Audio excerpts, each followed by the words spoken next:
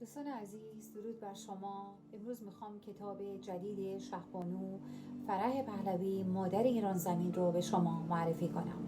1001 Days، خاطرات شهبانو فرح پهلوی، 1001 روز خاطرات شهبانوی عزیز ما.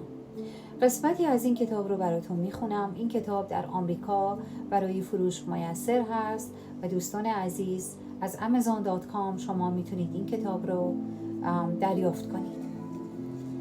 قسمتش رو براتون میخونم. وقتی شاه از من خواست که زندگیم را به زندگی او بپیوندم، به من هشدار داد که باید مسئولیت‌های سنگینی را به دوش بکشم و در کنار او به ایران خدمت کنم.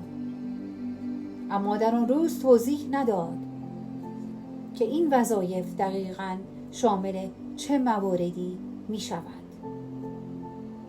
هیچ جلسه مقدماتی وجود نداشت تا من را به وظایفم به عنوان ملکه سوق دهد. به یاد داشته باشید که من فقط 21 سال داشتم و افق دید من بسیار محدود بود.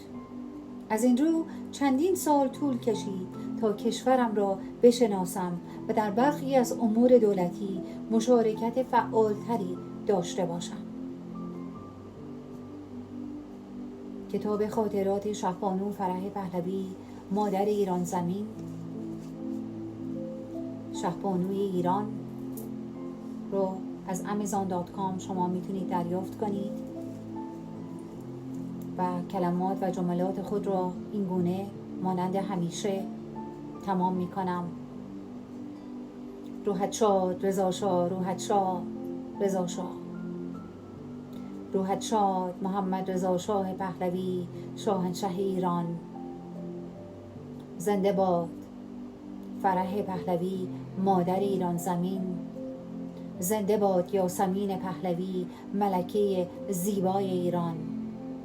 زنده باد رضا پهلوی امید ایران. زنده باد رضا پهلوی منجی ایران. زنده باد رضا پهلوی پادشاه خوبان ایران.